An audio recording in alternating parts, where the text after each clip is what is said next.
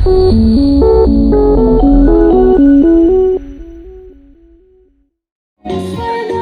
छोडेर धरतीमा आए क्रुसैमा मर्नु भो हाम्रो लागि स्वर्गलाई छोडेर धरतीमा आए क्रुसैमा मर्नु भो हाम्रो लागि पापीलाई छुटकारा दिनलाई सबैलाई स्वर्ग पुर्याउनलाई पापीलाई छुटकारा दिनलाई सबैलाई स्वर्ग पुर्याउनलाई यसैले म